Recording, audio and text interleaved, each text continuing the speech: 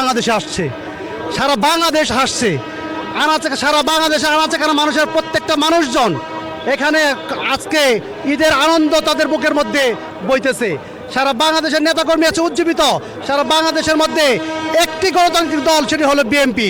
সেই বিএনপি দলকে আজকে তারেক রহমান বাংলার বুকে যখন পদার্পণ করবে, লক্ষ কোটি মানুষ জনতা তাকে অভিনন্দন, শুভেচ্ছা এবং স্বাগত জানাবে।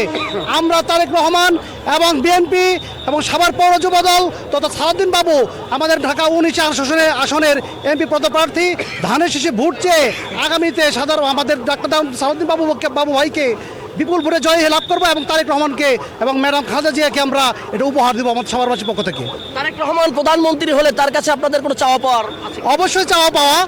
ফ্যাসিস্ট সরকার যেরকম এই 17 বৎসর সারা বাংলাদেশকে জ্বালিয়ে পুড়িয়ে তাদের লোক বল দিয়ে প্রশাসন এবং অন্যান্য সেক্টর চালিয়েছে, আমি আমার নেতা তারেক রহমানের কাছে একটাই আহ্বান, সে সাধারণ মানুষের কাছ থেকে যে কৃষি বাঁচলে দেশ বাঁচবে, যে জিয়াউর রহমান সারা বাংলাদেশে যেরকম করে ওনার পিতা দেশ পরিচালনা করেছেন, আমাদের নেতা তারেক রহমানও ঠিক তেমনিভাবে দেশ পরিচালনা করবেন। তার আদর্শেই আমাদের তারেক রহমান সে আদর্শিত হয়ে দেশ পরিচালনা করবেন।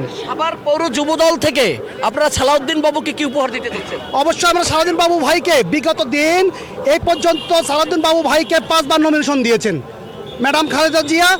বিএনপি আমাদের সালাউদ্দিন বাবুকে 5 বার নমিনেশন দিয়েছেন। এবার তাদেরকে আমরা বলতে চাই, সাভার আসনে থেকে সর্বোচ্চ ভোট দিয়ে সারা বাংলাদেশের মধ্যে সর্বোচ্চ ভোট পেয়ে সালাউদ্দিন বাবু ভাই এমপি হবে।